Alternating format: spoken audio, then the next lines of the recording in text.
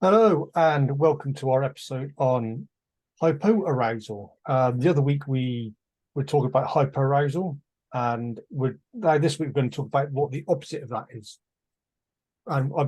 We did touch on a bit on it last time, and then we're going to go into more depth of it this time. Yeah, because I think if hyperarousal is the fight-flight response, then hypoarousal is the freeze, fawn, flop response. Yeah. And both of those are responses when we're in the outer limits of what we can deal with. Mm-hmm. So it's essentially the body's gone into shutdown, hasn't it? Yeah, I think it's a response to overwhelm. Mm-hmm. And it's another protective mechanism because both hyperarousal and hypoarousal are there to keep us safe. They're protective mechanisms for when we are at risk or when there's a perceived potential risk. And that's our body and our brain doing everything it can to maintain our integrity and our safety and our well-being. Yeah, as you're saying, just before we came on here, it was, as you said, body's protective measures. And as you said, it was preparing the body for any attack by a bear. So the body flops and it just anesthetizes itself to prepare for that assault. Yeah, it's that almost that play dead response, isn't it? Mhm. It's if all else fails, if I'm not aware of it, like if I can't hear it, I can't see it, I can't feel it, I can't experience it, then in a way I won't be aware of the harm. Yeah, So it's a it'll all go protective away. mechanism. And if I make it through to the other side and I have very little recall or memory of it, then in a way that also is a further safeguard to my own well-being. Yeah. I've gone through it without having to experience it. Mm-hmm. So you're not getting those potential flashbacks, or you like in hyperarousal, where you might get the visual flashbacks. This is just completely numbing, not getting any visual or auditory sensations from it, really. Potentially that's correct, but I think what we can't underestimate is how distressing that shutdown can be, because Yeah.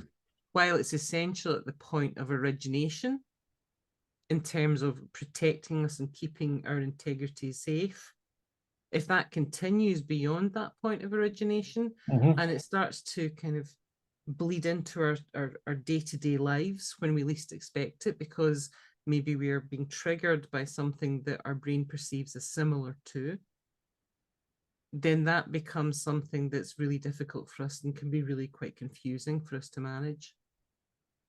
Yeah. So is it worth talking about, because there's almost like a range within there, isn't there? I mean, when we're talking about things like the full-blown kind of dissociation, that's kind of like extreme end of that hypoarousal. But there are other things almost or levels before that. Is it worth us briefly talking about maybe some of the symptoms, the general symptoms of that hypoarousal state? Yeah, definitely. The more information we give the listeners, then the more informed they can be. Very true. So where I'm coming from in that is you might find that when you're starting to move into that hypoarousal state, you might experience emotional numbing, where it almost feels as though your emotions are on suppression, they're on lockdown. Nothing is very intense, or you might feel as though you're just not feeling any emotional response to things at all. Yeah. Um, and due to the lack of blood flow going to the frontal cortex of the brain, people may lose the ability to think and function that frontal cortex because they're just really that survival of the mammalian and reptilian brains. So basically, an limbic system are the more primitive areas of thinking. And so it's Yeah, more to do with survival than anything else. yeah. It's almost, if you think of your responses as almost layers of interaction with your surroundings, there are key elements which are absolutely essential for Mhm. survival. And those are the ones that we hope we're going to sustain the longest. Everything else in that state will then be stripped away in preference for sustaining of that. So anything that is almost like a higher function at that point in time will be ditched in preference for the basics.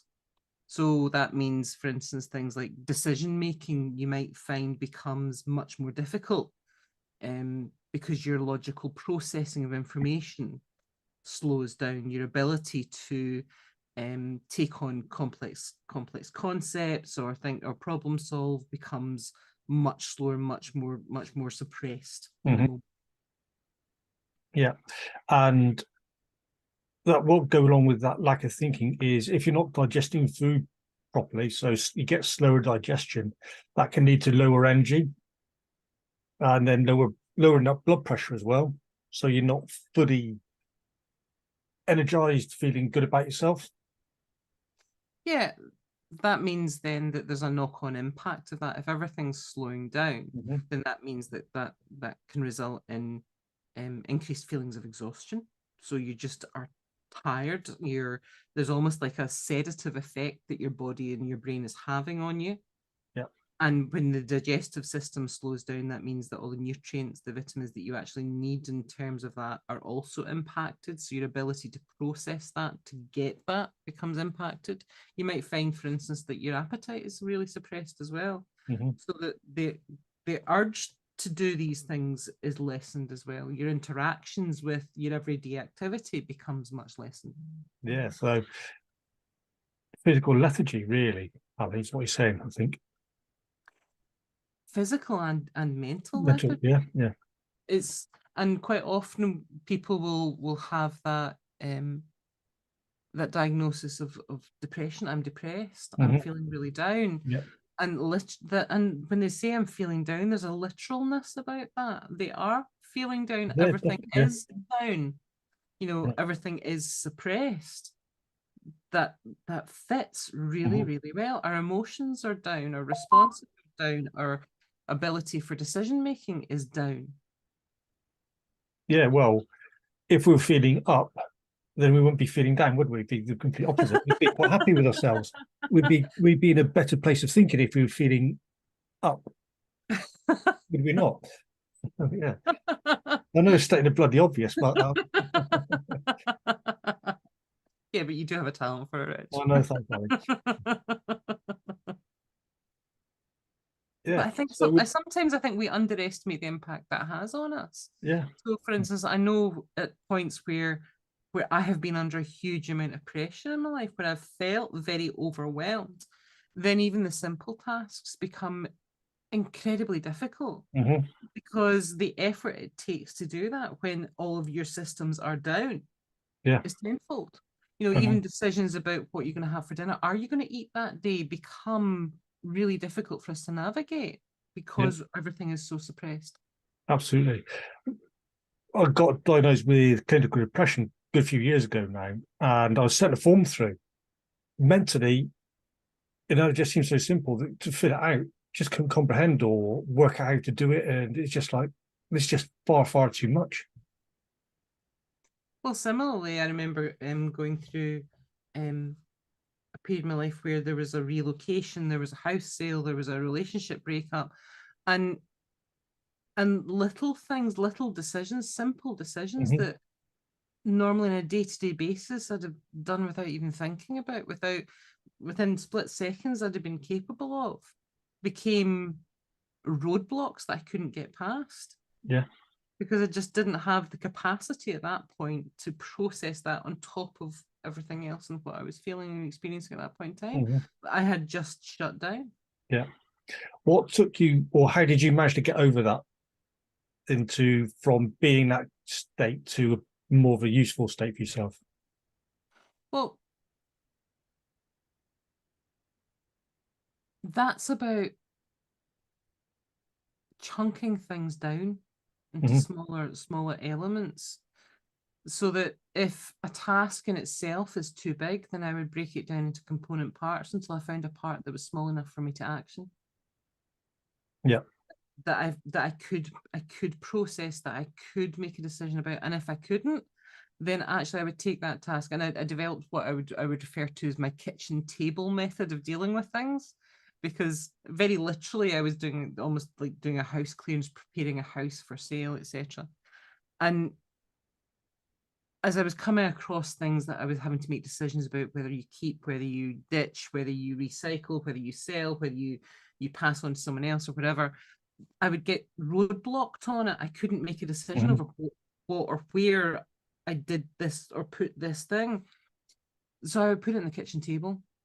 And the kitchen table became quite a metaphorical thing in terms of the things that were blocking me. Everything would go on the kitchen table. And that act of putting it to the side, whether that was an actual thing I had to make a decision about, or just almost like a process or an emotional decision, allowed me then to take a step back and move round it. And over a period of time, because I was still navigating and still aware of it, I found that it would find a solution for me almost in a way, because at that point of distraction, then I would look at the kitchen table and suddenly realize that I had a decision about something that I was finding it really difficult to make a choice over would suddenly be picked up and put in the bin. And it was easy because that point of distraction had allowed me to move beyond it and then see that no longer as a roadblock. So there was a repositioning of it. But it also took the pressure off in the moment. Yeah. So that it didn't become something that stopped me in my tracks. It just became something that I detoured round. Okay, that's a good solution. I like that. I chunked down, split it into bits that were small enough for me to deal with. And if I came across something that stopped me in my tracks, then I put it to the side and took a detour. Well, that sounds so we were having a discussion previously about Overwhelm and go into Tesco's, were we not? Or any major supermarket really. And the products that they have on the shelves, and somebody comes out of the forces or has been in like an institution, they see all these products on the shelf and they go, wow, what's going on with all this? How do I cope with that? And get completely overwhelmed by that choice. Rich, I feel so we were playing a game of supermarket bingo. We were, and I'm just opening up my supermarket shopping app right now. I feel as though we have a replay coming on here. We do. So what we were talking about was the fact that if you, and I think it's particularly relevant to things or any situation where you are part of an all-inclusive community, where your job is not just a job, but it's a way of life, where everything is provided for you, around you, and the structure is very clearly defined, and the military is a very good example of that. That means the actual number of choices that you probably make over the course of the day are very specific, but also quite limited. Yeah. And the number of things that you don't have to make choices about are probably quite extensive because they're provided for you. Yeah, pretty much. So it'd be like 4 choices, 3 or 4 choices, maybe dinner time in the mess or wherever it is. Yeah. Yeah.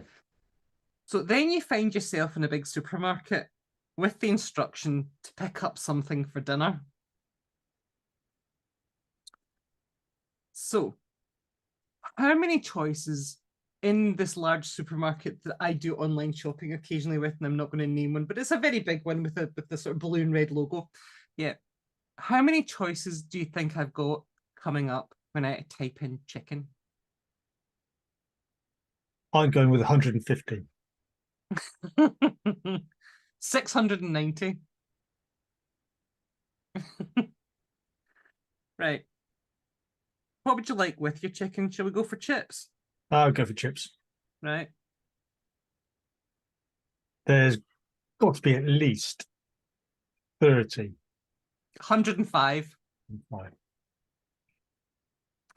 What about some frozen veg with that? 260. Oh, I think it's glitched in this one.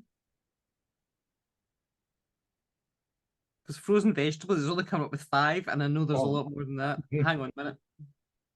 Shall we be a bit more specific? Go on then. Frozen peas. Frozen peas. What? 20. Oh my God, 623.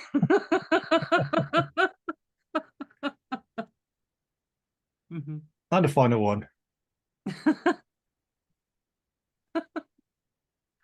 Ice cream? Do you want ice cream? Would you like dessert? Yeah, but as well. I'm going for 800. Oh, you're going to be sadly disappointed. 257. Oh, I'm surprised at That that. all. However, do you prefer tea or coffee? We'd go for coffee. Right, okay. 860. 221. How about a good brew? Oh, 430.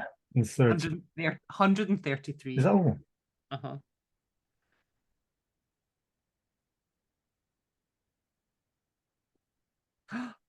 Now, if I type in milk, however, in case you want milk in your tea or coffee, go on, have a guess. 98. Are you ready for this? Go on then. It's slightly higher than 98. How much higher? 384. 384. 384. Wow. Mhm. You can see how people get overwhelmed by the amount of choice. And instead of just focusing on milk, for argument's sake, and going, right, full fat or semi-skimmed or whatever it is, they go, what we got, almond milk, rice milk, and God knows what, goat's Oat milk. milk. Mhm. Yeah. Lacto-free milk, although I'm Yeah. not sure that actually qualifies as milk, but Mhm. yeah, Yeah. long life milk, semi-skimmed, skimmed. Mhm. Yeah. You can even get added protein milk. Can you? All right. Mhm. But you can see how this leads to overwhelm, people not being able to make those decisions when there's just, as you say, they've chunked up massively and I can't see the wood for the trees, as it were. Yeah, and that's where the chunking down principle comes in. Because, for instance, when I go to the supermarket, much as though it's one of my most despised tasks of the week, but when I go to the supermarket, there are already filters in place for when I start that process. Mm-hmm. So when I look at, for instance, like milk products, I actually am not looking at those 384. I'm only looking at half a dozen because I'm one of those sad people that actually doesn't have dairy. I have oat milk as my preference, so I only look at the 6 oat milk options. The other 378 are not on my radar. Yeah. But for other people, they will be They because they will haven't be. got these filters in place. Yeah, they haven't got those filters in Yeah. place. So if I go shopping for chicken, I've already made a decision before I get there over whether I want fresh or frozen. So that started to narrow down my options. I've already made a decision over whether or not I'm going to be doing something that requires cooking from scratch, or whether or not I want something that's just going to be a fling in the oven or the pan and let it do its stuff. So again, those are all starting to narrow down the field of options open to me. And that's one of the situations where actually adding more information in helps you narrow and simplify the choices. Yeah, definitely. With that overwhelm and all that, so people get confused. That'll lead to memory loss because they're not able to think, and they go, "Oh, I've got the list." Maybe they've got the list in their head. They go, I don't remember what I'm here to get." They go back home, and a spouse will go, "Where's the chicken and where's the eggs and whatever bread and whatever else it is?" They go, "What?" You've got to get peaches or something that's completely different instead.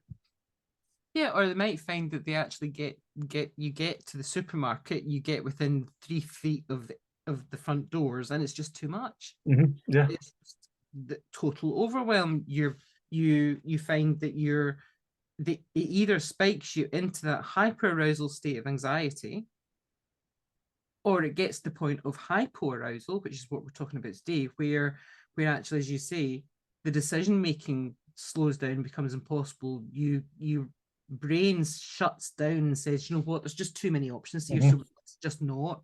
We're not going to do this today. Yeah. It actually physically prevents you. Right. So that would lead to potential disassociation, wouldn't it? Where there's just too much information, not able to cope with it, and so you're mentally gone, that's not my body now. Well, in extreme situations, Yeah. it can very much, and dissociation is one of those extreme ends of that hypoarousal. But it's important to talk about because it can be very distressing. It can be very unsettling when you're experiencing it, because it can happen in a number of different ways. Now, we're not going to talk about, for instance, like fugue state dissociation, because that's a whole different thing. But we are potentially going to touch on things like depersonalization and derealization, which is what you were talking about there. And that's where it's almost kind of like we lose touch with ourselves.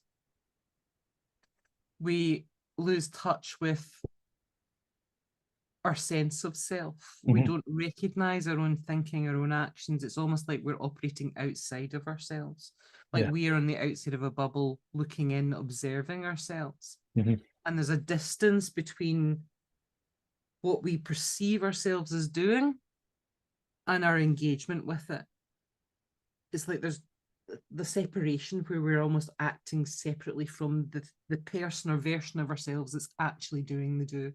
Yeah, so it's a basically complete disconnect. Yeah, and from a survival standpoint, as we mentioned at the very start, there's a very, very sound reason for dissociation to even exist in the first place, and that is that in extreme overwhelm and extreme stress, and if there's imminent harm, and generally when you go back to kind of like our raw evolutionary selves, and that would mean potential risk of significant injury, pain, or death, then at some point the brain goes, do you know what, it's probably better if you're not present for this. Yeah. And it kicks you out of the picture for a while. Right. So the body's just been completely anaesthetized, really, hasn't it? To be prepared for possibly imminent death. Yeah. And that can extend to the point where it can literally plunge us into almost that full shutdown, where we don't see our surroundings, we don't hear our surroundings, we don't feel our surroundings. We might be physically present and we might have our eyes open, be breathing or whatever, but our awareness of that is non-existent because we're entirely internalized into that internal, very limited sensory place because everything is in lockdown. Yeah. In extreme cases, it literally can be almost a blackout. Yeah. How long do these dissociations go on for? I imagine years and years, can't they? Because until somebody goes and seeks help some sort of way, then it's very hard to get back into that, or it could be hard to get back into themselves, into that body. They do.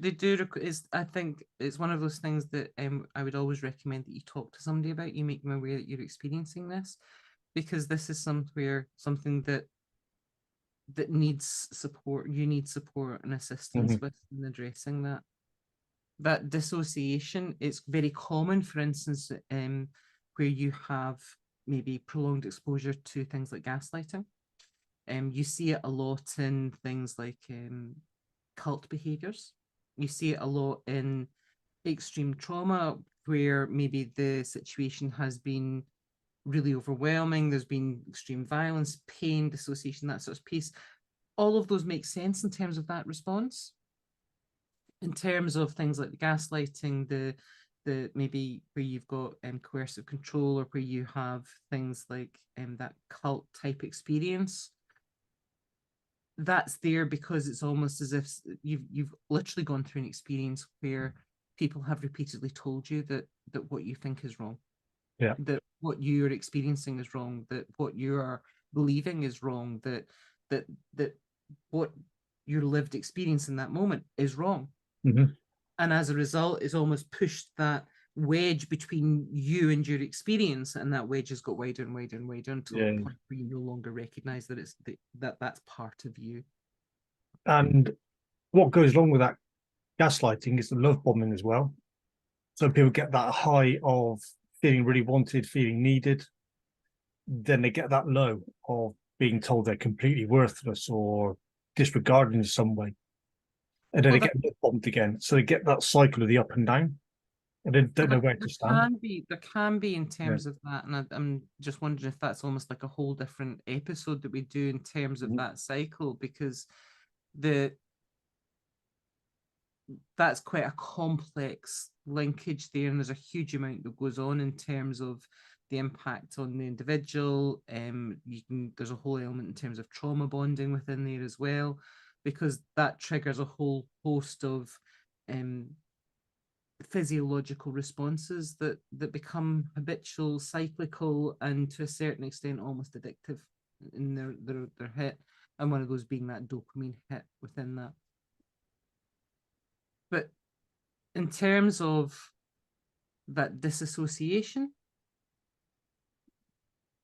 again, that's a protective mechanism there. It's almost as if our brains have put a protective perimeter around our sense of self to keep us separate from what's happening. Yeah. But in doing so, it's almost like we've lost contact with ourselves. We are still there. It's just that because we don't recognize the two halves as being the same part of that person, because we're not as intricately attached to all of that or intertwined, then it can feel very abnormal, like we're observing somebody else's life or somebody else's experience. And that can also be linked to feelings of things like shame as well, because depending on the job role, what somebody may be doing, they may feel that they should have actually done something about that situation.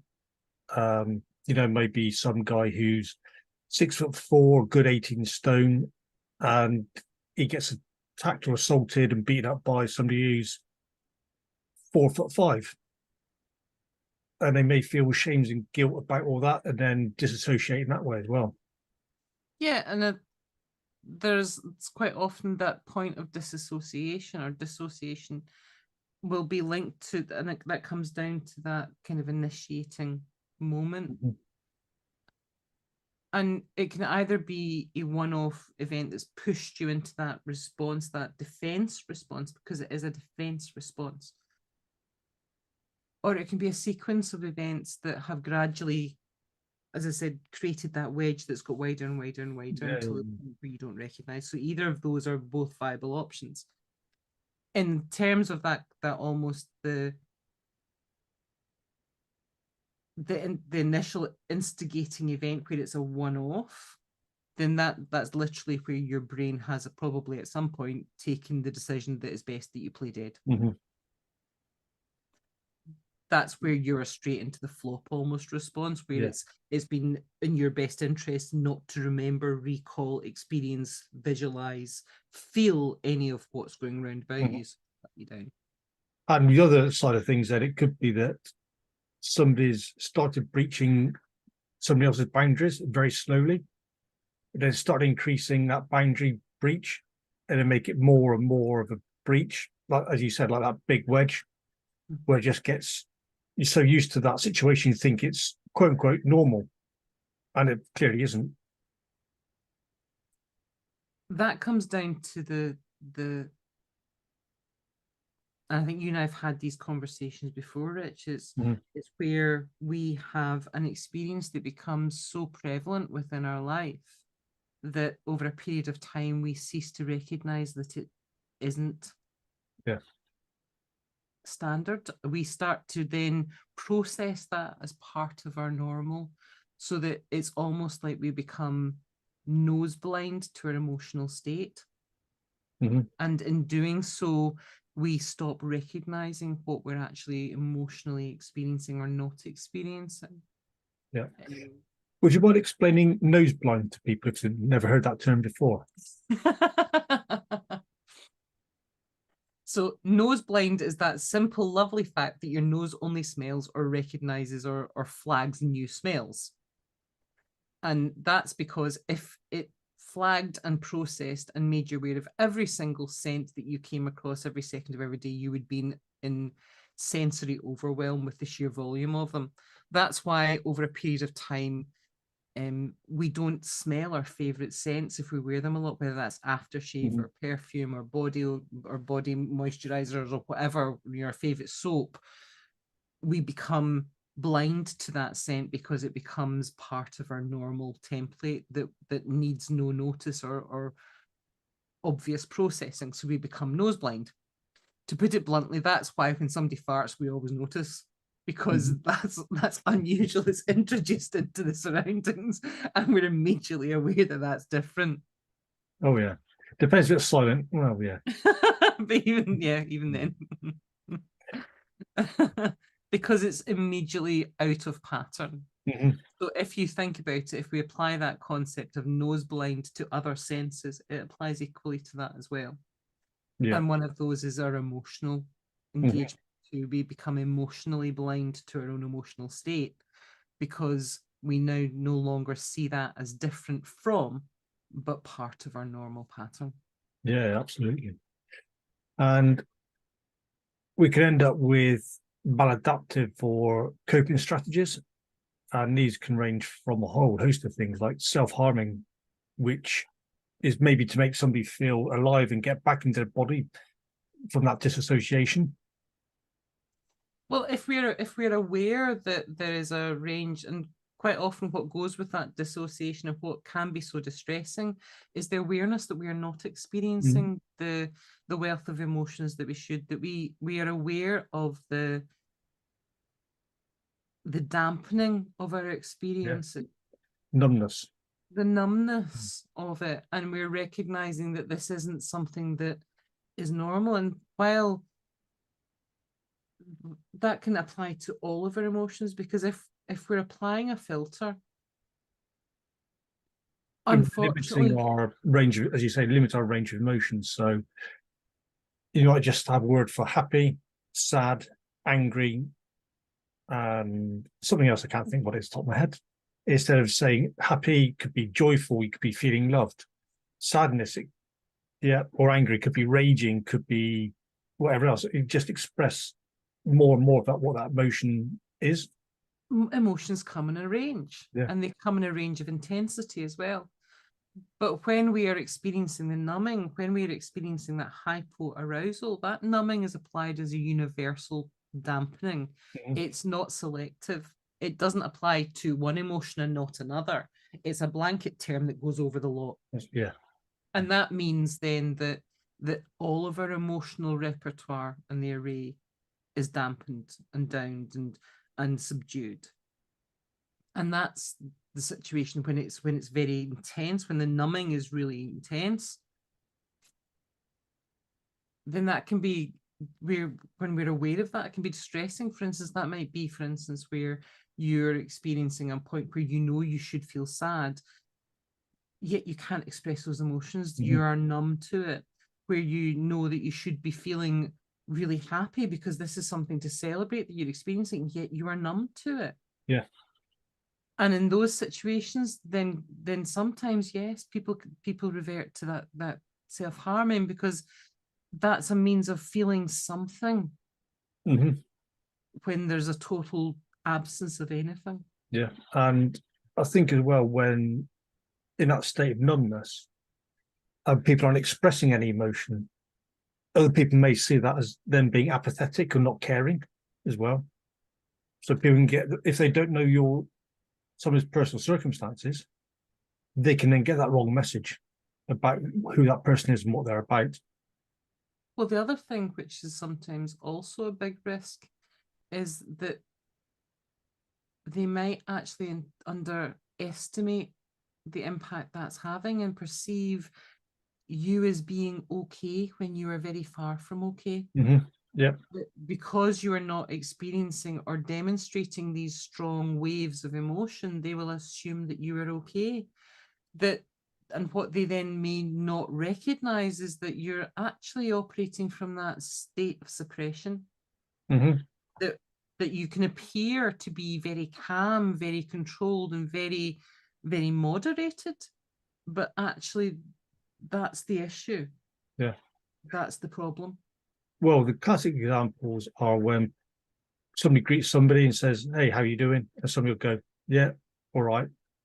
Mm-hmm. Yeah, they don't want to hear the whole conversation of, "I ain't feeling too good today." Yeah, it's just a very um, thin veneer of what we're looking at, Mm-hmm. and not going into deeper as to who that person really is and what's wrong with them, if there is anything at all.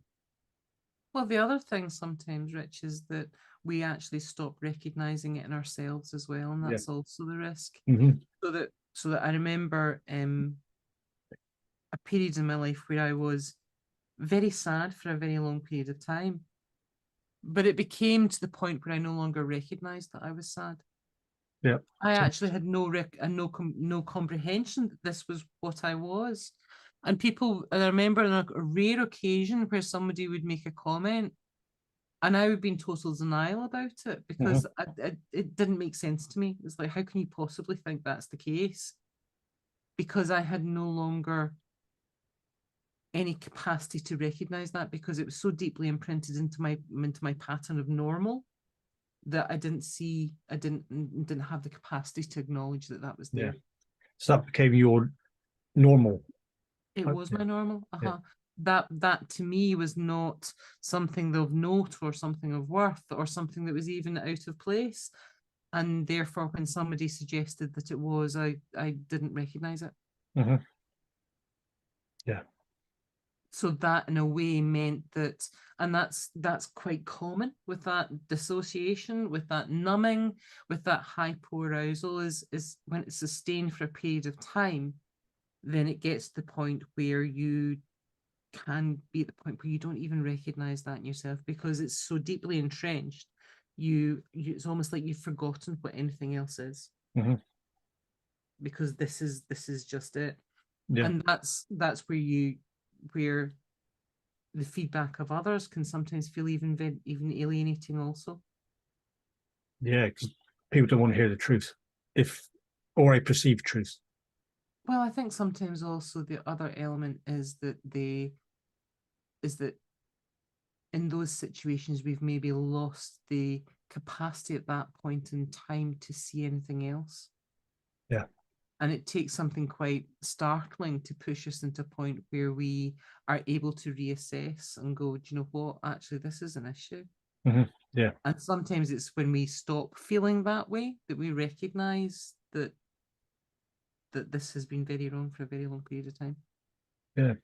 Stuck in a proverbial pit without any escape route that they can see, or no light at the end of the tunnel. Yeah, but you don't actually realize you're in a pit. Yeah. Mm-hmm. So in terms of that numbness, in terms of that hypoarousal,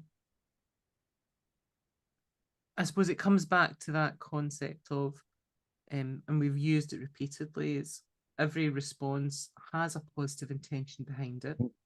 It's just that sometimes they come out of place. They are sustained beyond the point where they are useful to us and start to become something that is a habitual response to things that becomes quite a significantly limiting factor in our experiences of life. Yeah. So we take on, as mentioned before, is maladaptive behaviours to potentially feel something. Or the other extreme end of things is isolating yourself from having to deal with people, having to cope with other people's foibles, I suppose, whether they're good or positive or how they come across to be. Well, if you're also in that point of denial where you no longer recognize the level of dissociation you have from your own emotions, the level of shutdown that you're experiencing, and people insist on pointing that out to you. Yeah. You don't want to hear it.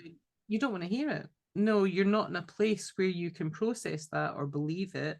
You're in total denial of that. So therefore you will avoid that conversation. And the final irony is that our brains will look for congruence and things that likes patterns. Our brain's like a giant matchy machine. Yeah, well, we mentioned that on the other podcast. On last week was the reticular activating system. So whatever we decide to focus on, we're going to notice that a lot more than other things. So if you buy yourself a brand new BMW, you're going to notice a lot more BMWs, for argument's sake. Yeah. And the other part of that matchy machine is that if we are feeling down and depressed, if we are feeling lonely, then our brain will seek to replicate that for us because that thinks that it's what we're looking for. So it will start to suggest that we isolate further. We will withdraw from people around about us. We will withdraw from social interaction, because in doing so, our actions then match our emotional response. Which could then lead to something like claustrophobia. You're not wanting to leave the house or wherever you're living. Well, or agoraphobia, where you literally become locked into a very small circumstance. It can do. It can lead to that social anxiety. It can lead to being anxious about out in those social settings, because we've withdrawn so much that becomes part of our pattern. You look at COVID. COVID was a classic example where we were all in such a prolonged state of isolation for so long that actually the thought of social interaction for a lot of us became really quite stressful. You know, not only was there the inherent risks associated with that we were told about repeatedly, but there was also the fact that fundamentally we were all out of practice. Yeah. Because social interaction is a practiced skill. And if we don't do that for a while and we don't socialize, we become a bit rusty in those skills. And that's something that then has to be built up in terms of our comfort, familiarity with again. Very much so. So we've covered quite a lot there. I think so, Ali. Yeah. So we've covered off the kind of the basics of that hypoarousal, that numbness, the potential for dissociation, the depressive response that it has, the fact that it's there to protect us, to safeguard our thinking, and in a way to make sure that if there's something particularly traumatic or difficult for us, that we don't actually have to experience it. We can literally block and sift it out. But then we've also covered off overwhelm and how to chunk down. Well, not necessarily how to chunk down, but look at the smaller picture and make that smaller picture more accessible and easier to utilize for yourself. Yeah, that sometimes put those things on your kitchen table. Well, sometimes in a situation where we're overwhelmed with choices, actually more information is the route through, because the more information helps us limit the choices we then have to make. Yeah. And that kitchen table, find a way, if you're being blocked in terms of making a decision, then put it to the side and detour around it. Chunk it down into smaller component parts so you find a part you can make a decision about. And focus on what you're wanting, I think. Yes. Yeah. Yeah. So in terms of closing out for this week, I suppose my what I wanted to say to him is, if any of what we've talked about today is sounding vaguely familiar, is something that you are aware resonates with you, then please do speak to somebody about it. Have a conversation with your GP about it. Have a conversation with other people that may have experienced similar. Make people aware that this is what you're experiencing. Seek help, because this is something that can change for you. It's not something you have to live with infinitely. You're not alone. There's plenty of people out there who've gone through similar things. Maybe not experienced exactly the same thing as you, but they most likely have gone through that. It's important to remember that what enriches life is the array of our emotions. That's the colours that enrich it. They're there for a reason. Yeah, look at the colour wheel or that emotion chart. Yeah. Yes. So in terms of how people can access this, we're available on a range of podcast platforms. So hopefully you're listening to us on one of them just now. But if you wish to contact us, you can either through the email address that's associated with the podcast, and you'll find the show notes, or through any of our social media platforms. So at the moment, that's Facebook and LinkedIn, and soon to be a website as well too. Yep, awesome. Thank you, Ali. Thank you, Rich, and we'll be back next week. Yeah, awesome. Take care. I'll speak to you soon.